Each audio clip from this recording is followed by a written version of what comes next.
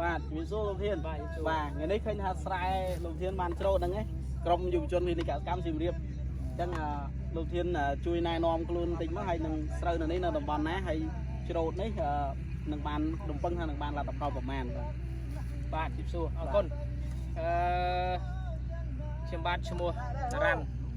បាទហើយស្រែនេះគឺជាស្រែគំរូដែលក្រុមការងារក៏ដូចជាក្រុមយុវជន Clinic កសិកម្មបានអនុវត្តផ្ទាល់តែម្ដងផ្ទាល់ដៃអញ្ចឹងបន្ទាប់ពីរយៈពេល3ខែមកនេះ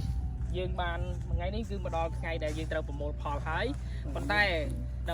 ចំនួនបានទិន្នផលប្រមាណតោននោះយើងអត់ទាន់ដឹងទេដោយសារឥឡូវម៉ាស៊ីនទើបតែច្រូតបានមួយធុងនៅឡើយទេបាទអញ្ចឹងតែជាការរំពឹងទុកនៃការមើលឃើញអំពីផលស្រូវដែលយើងមើលឃើញនៅក្នុងស្រែយៈស្ដែងនេះជាការរំពឹងទុករបស់ខ្ញុំអាចនិយាយបានទៅចន្លោះ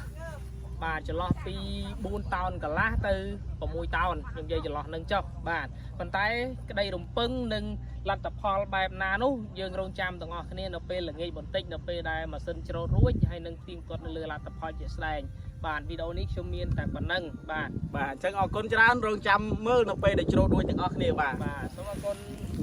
បាទជួយច្រូតស្រូវនេះថាឃើញម៉ាស៊ីននៅវានេះហើយយកមកធុងណា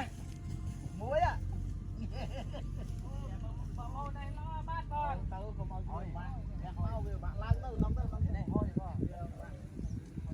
តែបាក់ឡើងទៅ